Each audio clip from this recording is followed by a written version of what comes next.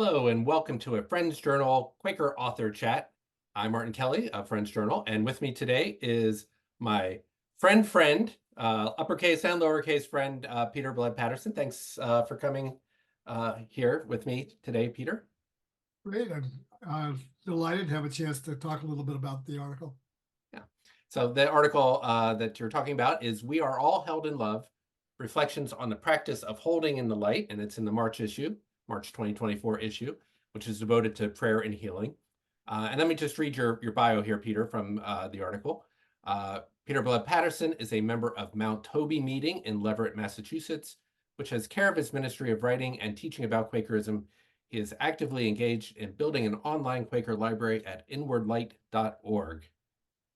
So thanks for coming here, Peter. And it's a great topic, holding in the light. The phrase is a curious one, right? It's so common among friends these days. It's sort of one of the phrases we're known for, but it's relatively recent, which you touch on. And I dug through the French Journal archives and I found the first use of the phrase from a poem, and it's from Barbara Reynolds. And you probably know who Barbara Reynolds is. I do. I knew her actually Mhm. as a young person. Yeah. Yeah, so she's a Quaker activist. She and her husband moved to Hiroshima in like 1951, was actively involved with the survivors there, and then got on a boat and ended up trying to protest nuclear weapons testing in the Pacific Ocean and so many other things. Um, but let me just read this here. It's the first instance of holding and light here in the magazine. Um, it starts off, and yet a sense of presence wraps me round. Your turn to speak, my child, it says. Just share this truth you found. First, take your thought, this baby thing, and hold it to the light. That's the first instance I could find from 1969, and it didn't become a phrase that really meant prayer as we use it today until the mid 70s. So tell me about your sort of first hearing this phrase and how your reaction to it was. Well, it's interesting.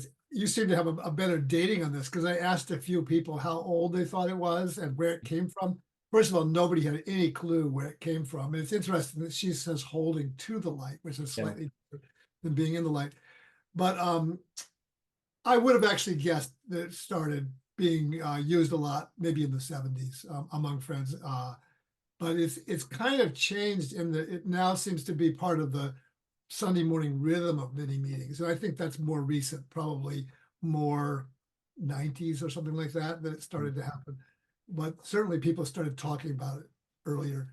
Um, I was always very puzzled by it because, first of all, what does it mean to hold? What are people thinking about when they say the light? Mhm. And it was certainly being used interchangeably with what most people called praying. And I found it, I find it a little difficult when Quakers kind of want to use their own jargons for things, their jargon, which other people talk about otherwise. And I'm actually on my ministry and worship committee right now, and I kind of use the term, now we're going to accept prayer requests or we're going to accept requests for holding in the light interchangeably. And nobody has yelled at me about that. But a few people have sort of muttered a little bit like they're using the wrong word. No. Um, but I actually, as I say in the article, I found it actually interesting. I found that I'd written an article about this 24 years ago in the August 2000 issue of the journal called On Praying for Ourselves and Others. And it's clear that I already had heard people using this as a practice as part of a meeting because I did refer to it in that article. Um, but I didn't really think too systematically about it then, and I spent a lot of time when I knew this issue was coming up trying to think a little more systematically. And when I thought about it more, I really decided that I didn't mind that we have a special way to talking about it because it seems to be it avoids certain stumbling blocks that people have about what is prayer, and that's important to think about and talk about. Mhm. But it's nice that people in the meeting can feel they can join together in a process of what I think is essentially what I would call um, entrusting each other to God, entrusting each other to God's love. Um, I did ask someone, a Quaker, I won't say who it was, a really well-known Quaker writer, whether they thought the term holding in the light, what the light was. Yeah, And that's I'm kind of curious. What is the light for you and for others, and what would it be classically? I think that it's a little controversial. It was used a lot by early friends, the term the light or Christ light or that kind of thing. And I think pretty clearly at that time they associated it, as again it talks about in the article, with the first chapter of John, of the light that was coming into the world when Jesus was incarnated, and the light that was in every person, from from the really the beginning of time, or the beginning of human life anyway. And I think probably to the extent the word light was used during most of the time until recently, it was thought about in terms of how God um, is present in in a faith community and also in an individual Quaker's heart. So it's, I think, associated with, often called, the light within, which is the title of an important article by Thomas Kelly in The Friend, which I think is a predecessor of the One Friend. of our two predecessors, yeah, way back. Yes. Yeah. And that or the Inward Light, that's the name of the website of the online library that I'm building, Mhm. which is clearly, that it's, to me anyway, Quaker's unique contribution to faith, to Christianity, is this intimate sense that God is in relationship, in the moment, providing guidance, teaching, love, healing, comfort, leadership, you might say. Mhm. Mhm. That's true when people are trying to discern their own decisions, like in a clearness committee, or when they're trying to decide what they should do, perhaps. Mhm. It's certainly true when a faith community, a monthly meeting, tries to discern together in meeting for business. They're trying to allow a process by which they can discover God's intentions or hopes or guidance about the decisions they're trying to reach. At least that's the ideal. We don't always We do hope, it yes. better. Um, but I would say that word means, in a sense, God's relationship to us as individuals and God's relationship to us as a faith community. Mhm. Uh, that's what light, at least to me, means, whether you call that Christ or not. That obviously many friends today wouldn't use that term. That was a traditional term, not just for referring to Jesus, but referring to this ongoing relationship of God to humans, and to to the people before Christ, and people, you know, even the early friends wrote about encountering the light in Native Americans, in a Turkish sultan, when Right. Mary Fisher went Mary down to have Fisher did that, a yeah. theological conversation with the Sultan of the Ottoman Empire. Um, but That's pretty gutsy. Yeah, she walked from England. she walked right through the battlegrounds. I don't know I how think the she walked as, or she took a boat, but the yeah, captain wouldn't take her any further than Greece, so she just sort of walked across the there. battlegrounds. Yeah. Yeah, she went, at least I understand it, she went through places that were in contest between the Ottoman Turks and the Christian parts of Europe, and Yeah. somehow managed to convince them to let her get right to the Sultan. But we're straying here a bit, Yeah. and And still, she was trying to reach the light in him and she was, assume that that was there, even yeah. though, he wasn't Christian. Sure. Now, I don't think that, as you said, I don't think people called it holding in the light until pretty recently, within the last 50 years or so. And I do think it was an effort for people to have a way to talk about caring for each Mhm. other, Yeah. and connecting the troubles that people face, whether it's a health issue or a decision that they're making, or maybe even a good thing that's happening, with God, with Spirit. Mhm. Um, so that I can go with that. I think that language is fine now, in spite of my earlier misgivings. And I think it's helpful that people. We talk a lot in New England Yearly Meeting anyway about kind of, there's a word for it. translating in tongues, something about like Pentecost, where people could Oh, all listening in tongues sometimes. listening in tongues. There's the Right. term I wanted.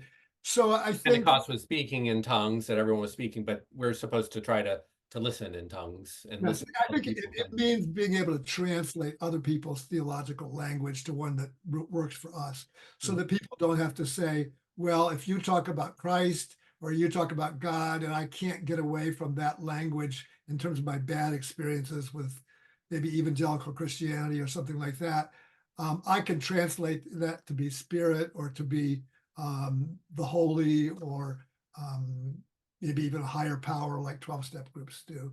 Yeah. Uh, well, in reverse, I can, if I like to use more traditional Christian and Quaker language, I can understand when people are talking about the spirit or about the light in a more general way, that they're talking to me about God.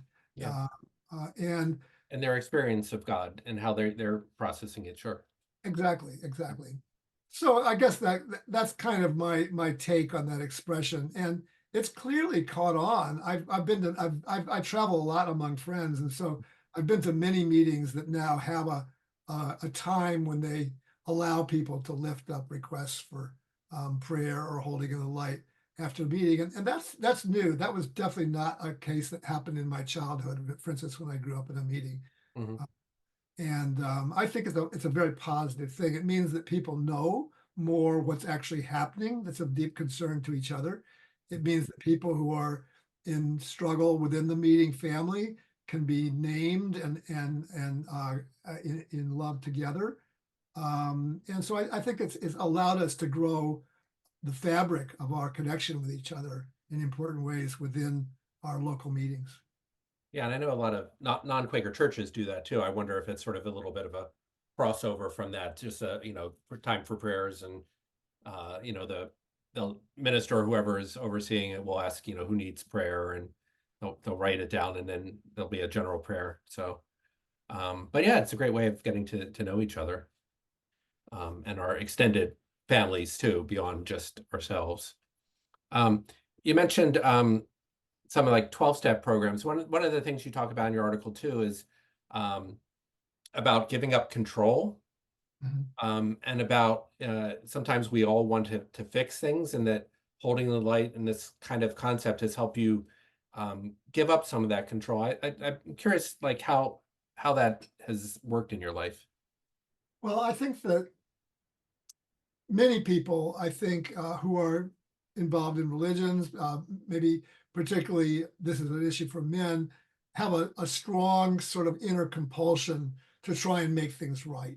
Yeah, In other words, I certainly learned from my father, who was a very active Quaker and did all kinds of good things in the world. He had a compulsion really to be the answer to every problem, so to speak. He sometimes drove people on his Quaker committees crazy because he was very articulate, and I think sometimes they felt overwhelmed by his taking too active a role in trying to help groups to reach a decision. And that's been a struggle for me too. And I think that I did go to Al-Anon groups for a long time. I don't right now, and they were very, very helpful for me. mm, And they really helped me to learn what is my thing that I can fix and what really wasn't mine to fix. I don't know if I said it in the article, but as a child, we were very scared about nuclear war. We were very aware that this was a very real possibility during sure. the Yeah. Cold War. And there was an airport not far from us in Detroit. And when I heard airplanes flying overhead at night, I sometimes feared that these were bombers coming to the United States. And I was really terrified. And I do know other people who grew up as Quakers in families that talked about these kind of things that were very, very scared. And in some odd way, I thought as a maybe 8 or 9 year old, I was responsible for preventing nuclear war personally, which was a That's a crazy, heavy task, heavy burden. You're right. yeah, it's a very heavy burden. And so I think that many Quakers take on too much, really. They fill their lives with activity more than is healthy for them, maybe, or for their families. And I think we need to learn, part of discernment is learning our own part. in the venture of trying to do well in the world and make things better. All of us are concerned, I think, about racial injustice, about climate, about many of the big issues, religious bigotry that are facing our country. But we can only do so much, and our whole meeting can only do so much. So I do think that offering these things up to prayer or to the light can help us to give a sense that it's not all on our shoulders. We certainly in 12-step groups learned to, in a sense, offer our loved ones who are struggling with, say, addictions or something like that to God to help them to make the decisions they made to step away from addictions. And that's a freedom to not always be trying to take over responsibility for somebody else's journey or problem. And the despair can be overwhelming. I hear this these days, sort of similar to what you were saying about nuclear with climate change. Like some of the Quaker teenagers, Sure. they've been hearing about climate change, and of course it's horrible and things have to adapt. But you hear someone who's like fairly young and despairing of the world, and how do we keep holding that, but also release ourselves so that we can be agents of change, is still ongoing. I think it's still a challenge. I was just reading some early women's Quaker writings that were very kind of prophetic writings, kind of the idea of the Lamb's War, of really the changes that people felt in the Now explain the Lamb's War, because I know not non-insider Quakers are big. Lamb War? What's this? So This was an early term that was used by a number of friends, especially associated with James Naylor, but also a number of other friends used it it was not at all a war of outward weapons, but more a sense of a spiritual taking on of things that were wrong in the world. And you would see some of these epistles that were written, not off the word epistle, but tracts that were addressed to the king or to the mayor of London or to judges, calling on them to turn around from persecuting people unjustly. And they had a sense that things were happening, but they weren't being done because of their own efforts. Sure, it was important that friends were being faithful to what they were called to do, but it wasn't like they were going to make the persecution end. They were basically saying, you better watch out because God is making changes in the world. And I mean, fortunately, that actually resulted in part by Quakers' efforts in 1688 in the first act of toleration in England, in Britain, that ended, imprisonment and fining and other kinds of punishment for non, the non-conforming, I guess is the right word, sects like the Quakers, punishment everyone who was in Church of England, yeah, not basically. following the state church, basically. Yeah. And that was a victory. I mean, it's one reason why we have in our Constitution the freedom of religion, even though it's being kind of threatened today by a lot of groups. I apologize. Let me that. But it sounds like it was more prophecy that they were giving rather than a pressure campaign, a modern political pressure campaign. Well, I wouldn't say quite the same in that, let's put it this way. Yes, it wasn't a political pressure campaign, but the efforts by friends to not simply say worship in private, but to worship publicly. And maybe they had them actually sometimes in taverns, but they had meetings in barns, they had meetings in fields, they had meetings at fairs, public meetings.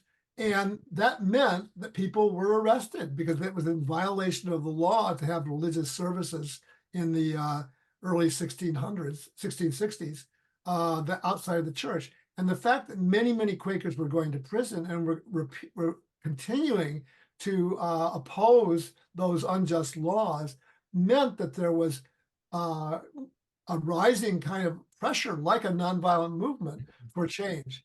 So I think that they weren't simply issuing proclamations, they were living in a way that established the unjust order of the day. And they did it in a manner which I think probably brought to pause many people who were upholding the current order. Even King Charles the second, after Mary Dyer was hung, wrote a letter saying, "You cannot hang any more Quakers. This is not okay, and I will not see it happen." He didn't free all the Quakers that were in prison, but he started being affected, I think, by the faithfulness of Friends to at least moderate somewhat the oppression that was being done to them. Right. They were refusing to back down. They were following their consciences Yes. as far as it would take them. And I don't know if you know this, but William Penn had a court case that was called jury nullification. Do you know about this? I do. But tell us, tell the watchers. Well, I was a draft resistor myself in the early, I guess I turned in my draft card in 1968, and I almost went to prison.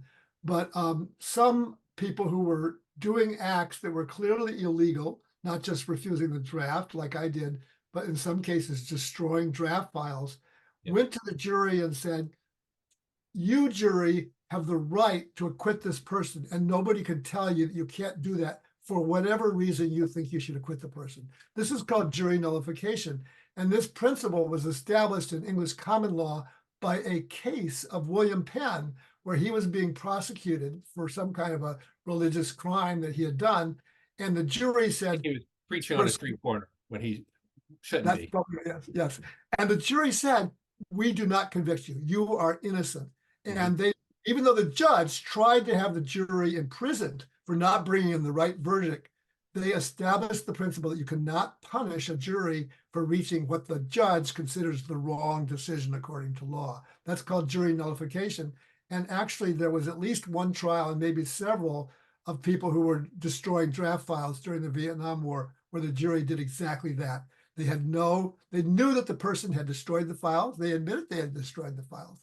They knew that the law technically said they should be punished for that, but they said, "We are going to acquit you because we think what you're doing is right." Yeah. That was the kind of purity of behavior that Quakers followed in those days that I think had an impact. And I think in our day, with the civil rights movement, with the anti-war movement, with other movements, even things that are being done with climate today, people are again saying, this is something which I must do. I'm going to tell you why I'm doing it and try to reach out to you to understand why this is the right decision to do in terms of what it means to be faithful to Spirit.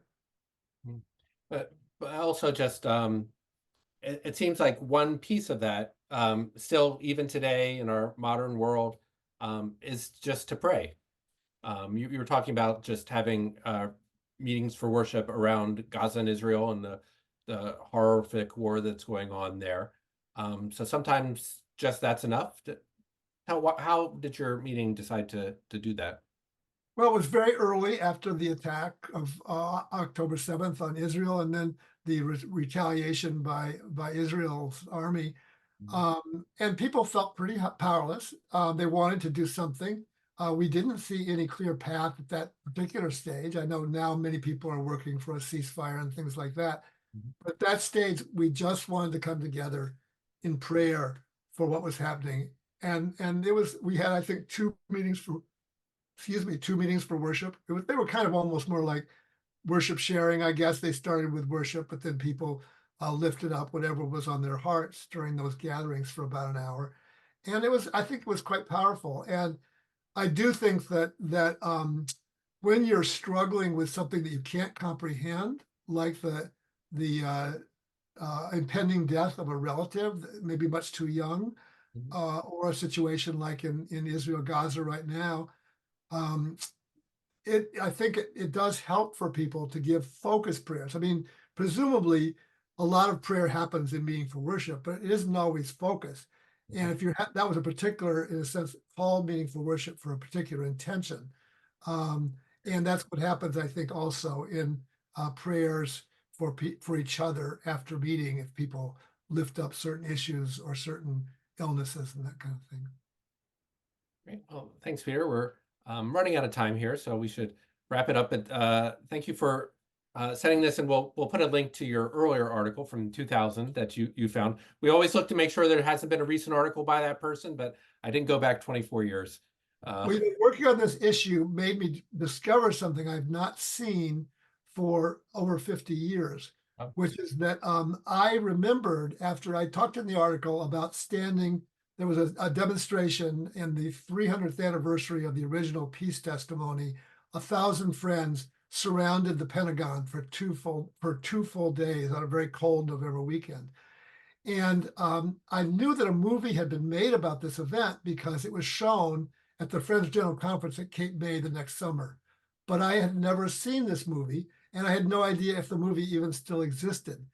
And I was able, in working on this article, since I referred to this particular action of praying for peace in common, I found that there was a film archive that has this movie. It's about a 15-minute movie showing people walking to the Pentagon and standing in silence. It's called The Language of Faces, which is an interesting name.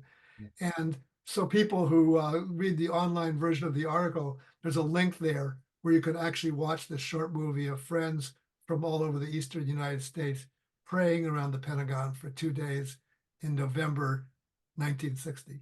Right. 1960? Okay. Or 1960. okay. 300 years. It was Oh, 1660 that they made the 1960. Great.